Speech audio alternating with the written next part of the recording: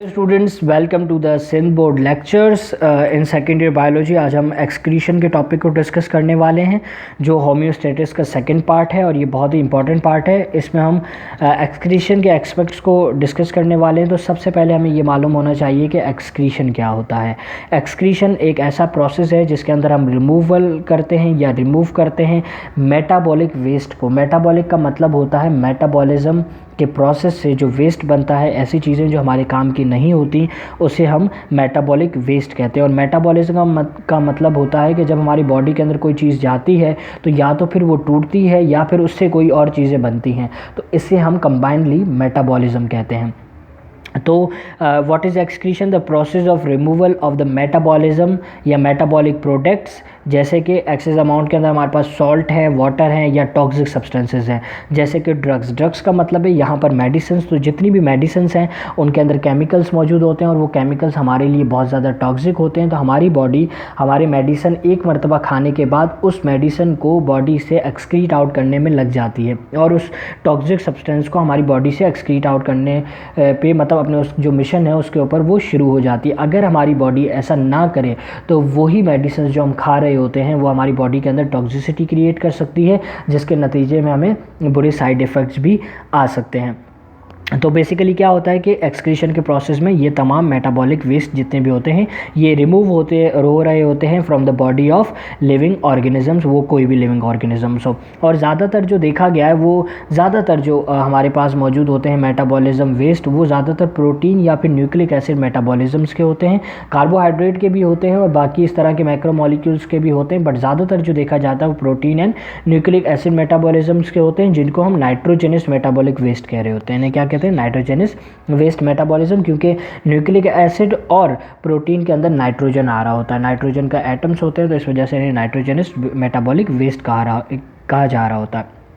अब हम एक्सक्रीशन के अंदर जस्ट आज जिस टॉपिक को डिस्कस करने वाले हैं that is excretion in plants, के प्लांट्स किस तरीके से एक्सक्रीशन करते हैं, किस तरीके से होम्योस्टेसिस के प्रोसेस को रन करते हैं और अपनी बॉडी के अंदर वाटर जो भी मेटाबॉलिक वेस्ट है जिसमें वाटर है, सॉल्ट है या फिर टॉक्सिक सब्सटेंसेस हैं, उनको किस तरीके से रिमूव कर रहे होते हैं। तो इस तरह के बहुत सारे रीजंस हैं कि प्लांट किस तरीके से कर रहे होते हैं। अब यहाँ पर अगर हम एक एग्जाम्पल देखें जो यहाँ पर लिखी है, the rate of catabolic process is much less than the animal of the same weight और द मास। इसका मतलब ये है कि अगर आप दो स्पीशी लेते हैं, एक एनिमल स्पीशी लेते हैं, एक प्लांट स्पीशी लेते हैं, इन दोनों का वेट एक जितना है, ठीक है, लेकिन वेट तो एक जितना है लेकिन इनके अंदर होने वाले मेटाबॉलिक प्रोसेस वो बहुत डिफरेंट है। मतलब कि प्लांट जो कि दोनों एक ही वेट के हैं लेकिन प्लांट के अंदर जो कैटाबॉलिक प्रोसेस होगा वो स्लो होगा as compared to the animal. और ये मेटाबॉलिक वेस्ट बहुत ही स्लोली बॉडी के अंदर एक्यूमुलेट होते हैं प्लांट्स में एज़ कम्पेयर टू एनिमल। इसके बाद एक और इम्पॉर्टेंट बात इन्होंने ये कही कि जो वेस्ट प्रोडक्ट कैटाबॉलिज्म से होते हैं, कैटाबॉलिज्म का मतलब होता है ब्रेक डाउन, किसी भी चीज़ के ब्रेक डाउन होने से, टूटने से जो वेस्ट प्रोडक्ट बनता है वो ग्रीन प्लांट्स उसे दोबारा यूज़ करते हैं फॉर द एनाबॉलिक प्रोसेस, मतलब उसे दोबारा उन वेस्टेज को यूज़ करते हैं कोई नई चीज़ बनाने के लिए। क्या कर रहे होते हैं? उन्हें यूज़ कर रहे होते हैं।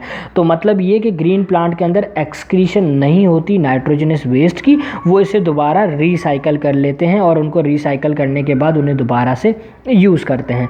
इसके साथ साथ जो मेटाबॉलिज्म ऑफ प्लांट्स, जैसे कि प्लांट्स के अंदर अगर मेटाबॉलिज्म जो है अगर वो कार्बोहाइड्रेट से हो रही है तो उसका एंड प्रोडक्ट हमेशा कार्बन डाइऑक्साइड एंड वाटर मिलता है, जो कि बहुत ही मतलब उसको अगर कंपेयर किया जाए इन नाइट्रोजनस वेस्ट से, मतलब प्रोटीन और न्यूक्लिक एसिड के मेटाबॉलिज्म से जो वेस्ट मिलता है उससे कम ही मतलब लेस हार्मफुल होते हैं प्लांट्स के लिए। कार्बोहाइड्रेट का जो मेटाबॉलिज्म वेस्ट होता है वो प्रोटीन और न्यूक्लिक एसिड के मेटाबॉलिज्म वेस्ट से लेस हार्मफुल होता है। और वो प्लांट्स जो ऐसे, और क्योंकि प्लांट्स में अगर देखा जाए तो प्लांट्स कोई ऐसा ऑर्गन नहीं रखते अपनी बॉडी के अंदर जिस ऑर्गन के थ्रू एक्सक्रीशन करते हो।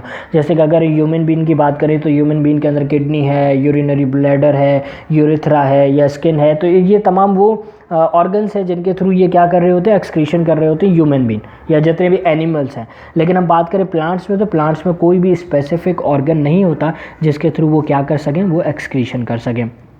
तो फिर वो किस तरीके से एक्सक्रीशन करते हैं तो हम डिस्कस करते हैं। जैसे कि कुछ सब्सटेंसेस हैं जब प्लांट्स के अंदर वो ज़्यादा हो जाते हैं, जैसे कि वाटर, कार्बन डाइऑक्साइड, ऑक्सीजन या कुछ आइंस, तो उनको एलिमिनेट किया जाता है। उनको कैसे एलिमिनेट किया जाता है? उनको एलिमिनेट ऐसे किया जाता है कि अगर वाटर ज़्यादा अमाउंट में हो जाए तो प्लांट उसे स्टोमेटा के थ्रू वेपर्स की फॉर्म में बाहर निकाल देता है, गैसेस की फॉर्म में बाहर निकाल देता है, और इस प्रोसेस को हम ट्रांसपायरेशन कहते हैं। लेकिन कुछ लैंड प्लांट्स हैं जैसे कि हम बात करें मीज़ोफाइट्स की, जो हम डिस्कस कर चुके हैं, मीज़ोफाइट प्लांट्स के अंदर वाटर जिस प्रोसेस के थ्रू एक्सक्रीट आउट होता है या एलिमिनेट होता है वो ट्रांसपायरेशन नहीं होता, वो प्रोसेस कहलाता है गुटेशन। और इस गुटेशन के अंदर क्या होता है कि जो लीव्स हैं उन लीव्स की टिप या उनकी मार्जिन पे आप समझ लें कि वाटर जो है वो एक्सक्रीट आउट होता है थ्रू अ स्मॉल पोर्स, और उन स्मॉल पोर्स को या उन स्मॉल होल्स को हम हाइड्रोथॉट्स कहते हैं, और इन हाइड्रोथॉट्स के थ्रू वाटर एक्सक्रीट आउट होता है but in the form of liquid, in the form of liquid. ये ट्रांसपायरेशन और गुटेशन का डिफरेंस है कि ट्रांसपायरेशन के अंदर वेपर फॉर्म के अंदर होता है और थ्रू द स्टोमेटा होता है, और गुटेशन के अंदर लिक्विड फॉर्म के अंदर होता है और थ्रू हाइड्रोथॉट्स होता है। लेकिन ये ऐसे प्लांट्स में होता है जो मीज़ोफाइट हैं, जो ज़्यादा ऐसे इलाकों में मतलब मौजूद हैं जहाँ पे बहुत ज़्यादा बारिश होती है, तो वहाँ पर ये ज़्यादा जहाँ पे वाटर की एब्जॉर्प्शन बहुत ज़्यादा हो तो उस जगह पर गुटेशन का प्रोसेस होता है और रेट ऑफ ट्रांसपायरेशन जो है वहाँ पे कम होता है ड्यू टू द ह्यूमिडिटी की वजह से रेट ऑफ ट्रांसपायरेशन बहुत कम होता है। अब अगर हम ग्रीन प्लांट्स की बात करें तो जब लाइट मौजूद होती है दिन के वक्त ये ऑक्सीजन को रिलीज़ करते हैं, ठीक है, जिसके नतीजे में क्यों रिलीज़ करते हैं? क्योंकि रेट ऑफ फोटोसिंथेसिस जो है वो बहुत ज़्यादा होता है। हमें मालूम है कि फोटोसिंथेसिस कब होता है, हमें मालूम है कि फोटोसिंथेसिस कब होता है। हमें मालूम है कि रेट ऑफ फोटोसिंथेसिस जो है वो ज़्यादा हो जाता है दिन के वक्त में, क्योंकि फोटोसिंथेसिस हमेशा सनलाइट की प्रेजेंस के अंदर होता है, इस वजह से ऑक्सीजन का रिलीज़ जो है वो बहुत ज़्यादा होता है। और इसी के साथ डार्क की अगर बात करें, रात की बात करें, तो उसमें प्लांट रिलीज़ करते हैं कार्बन डाइऑक्साइड, ठीक है, क्योंकि respiration is going on where the photosynthesis not, क्योंकि रेस्पिरेशन उस टाइम वक्त ज़्यादा हो रही होती है और फोटोसिंथेसिस का प्रोसेस नहीं हो रहा होता। क्यों नहीं हो रहा था? क्योंकि सनलाइट मौजूद नहीं होती।